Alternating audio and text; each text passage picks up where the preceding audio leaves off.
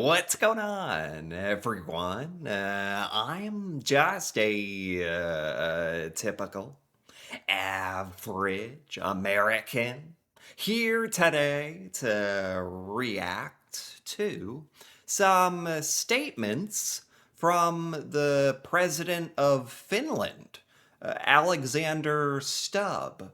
And he did a talk about the United States and about Donald Trump.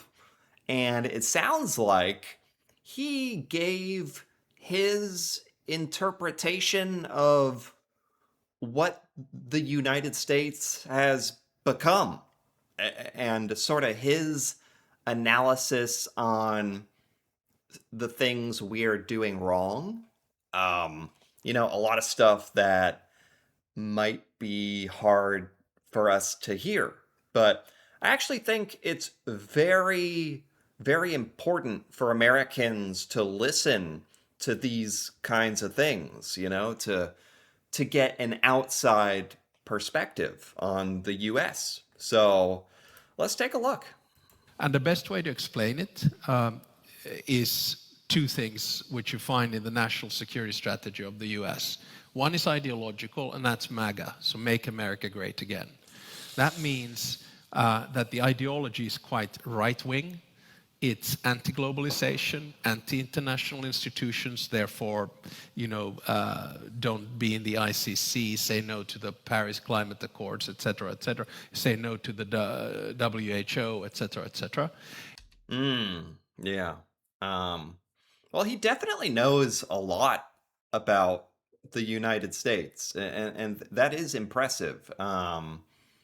I don't know if he is saying the dominant philosophy of the U.S. is MAGA, because that's definitely not the case.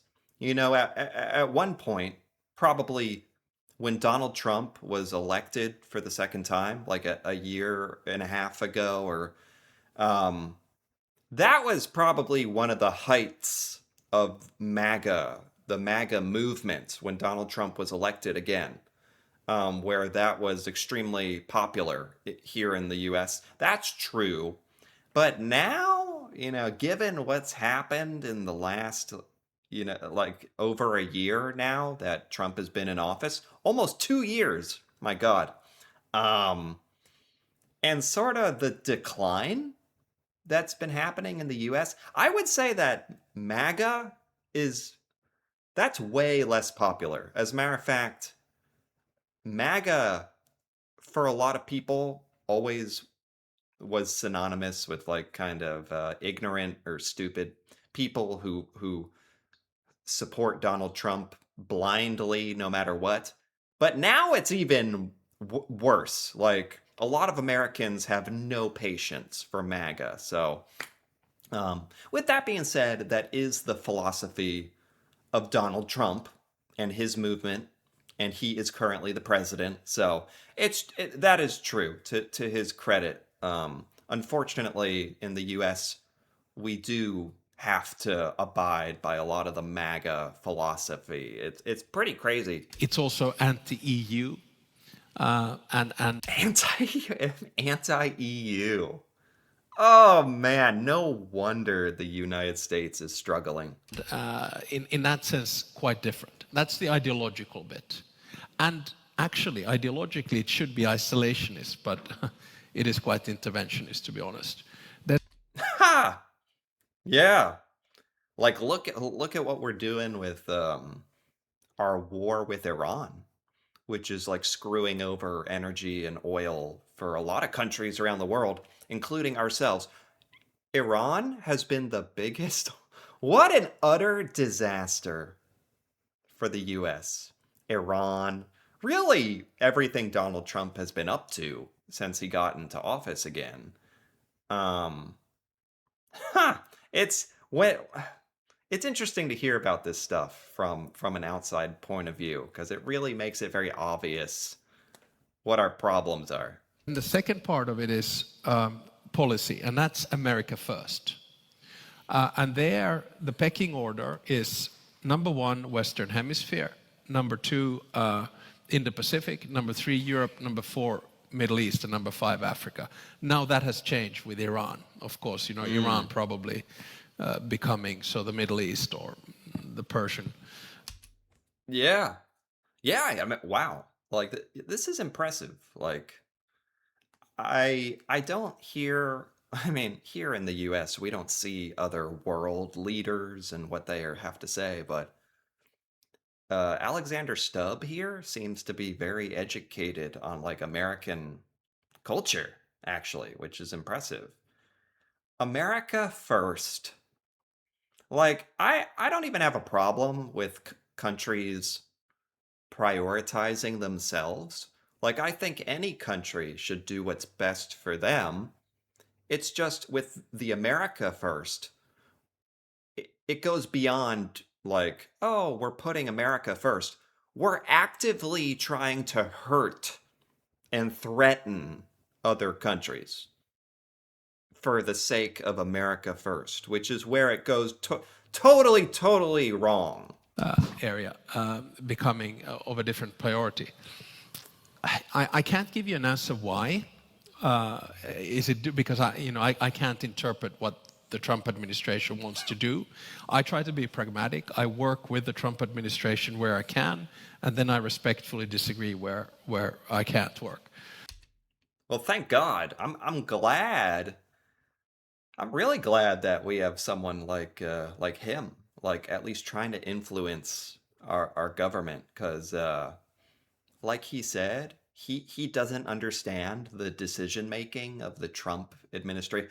Nobody here in the US understands what Donald Trump is trying to do or why he keeps making these stupid decisions, why he is destroying the reputation of the US.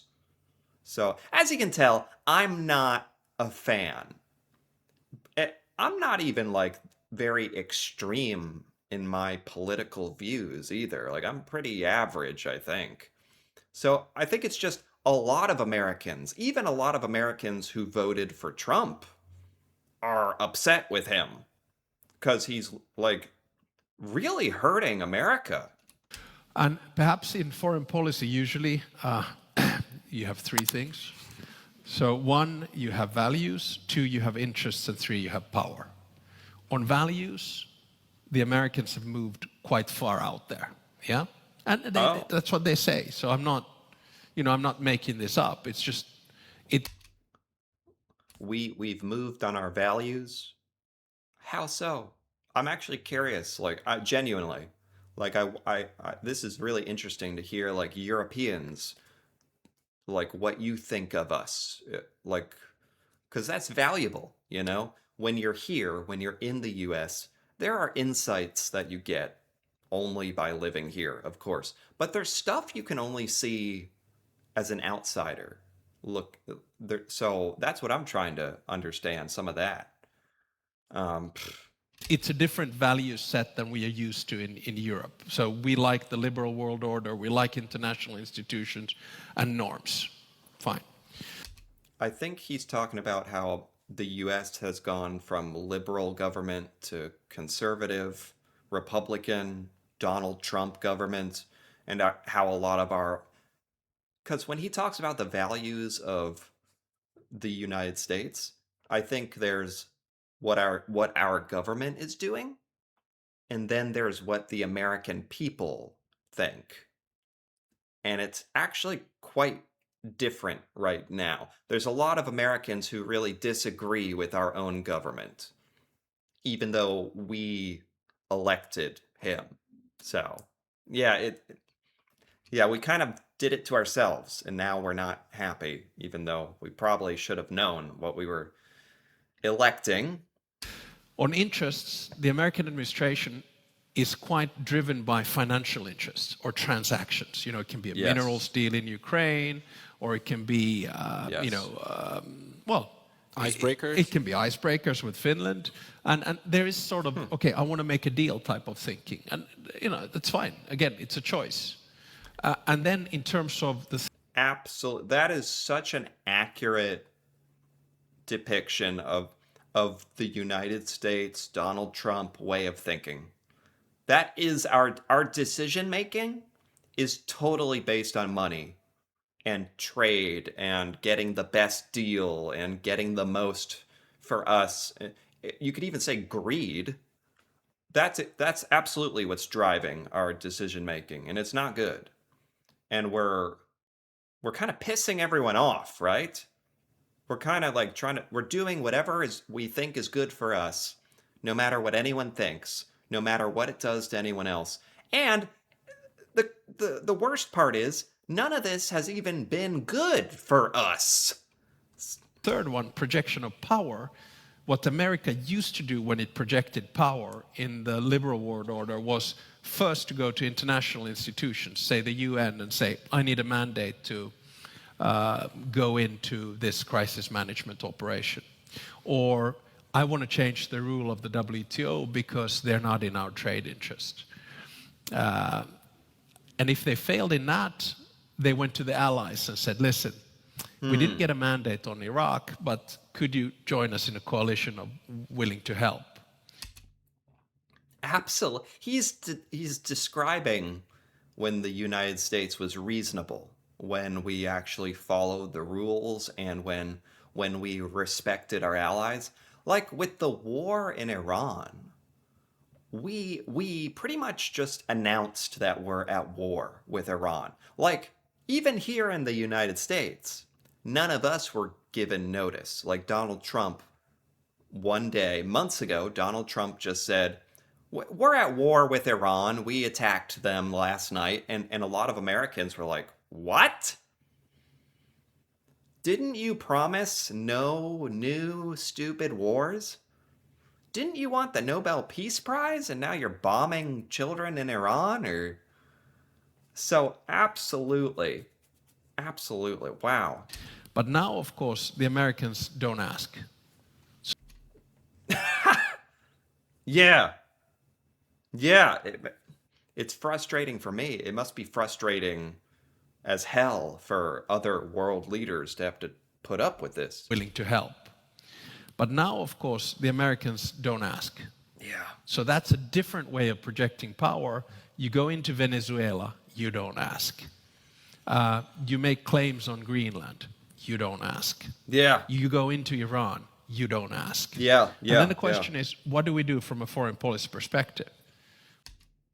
Wow. Yeah. Yeah. I mean, we look crazy. We look difficult. We look unpredictable because we are again under Donald Trump. It really seems all of this really started happening, and other countries are you guys notice. Well, on Venezuela, you live with the fact. On Greenland, you push back.